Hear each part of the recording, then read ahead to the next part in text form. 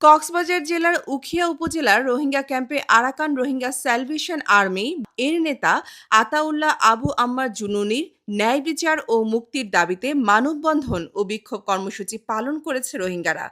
গত ১৭ই মার্চ বিকাল ৪টার দিকে উখিয়ার বিভিন্ন রোহিঙ্গা ক্যাম্পে এই কর্মসূচি অনুষ্ঠিত হয়। এতে অংশ নেয় হাজারো রোহিঙ্গা নারী পুরুষ। তারা বিক্ষোভ মিছিল বের করে এবং বিভিন্ন স্লোগান দেয়। মিছিলে অংশগ্রহণকারীরা বলেন, রোহিঙ্গা নেতা আবু আম্মার জুনুনির ন্যায় বিচার নিশ্চিত করতে হবে এবং দ্রুত তাকে মুক্তি দিতে হবে।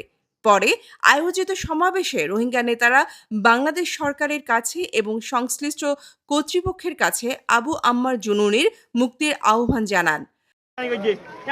বাংলাদেশ সরকার আর পাবলিকের বেজা ইস্যু করিয়া হাত ধরি জীবন কি বাংলাদেশ গভর্নমেন্ট তারেক রহমান জীবন কি বাংলাদেশের নিউ গভর্নমেন্ট তারেক রহমান এর হাতে কারা রেকর্ড করতে কি হলে আরা তো বেজা ইস্যু করিয়া কি হলে আরা ওরা তো যদি আল্লাহ বলি আরা তুমি যে বেশি দিন হাতের জীবন কি আরা আবু আমার জুনুনি আছে এবারে আরা রিলিজ চাই।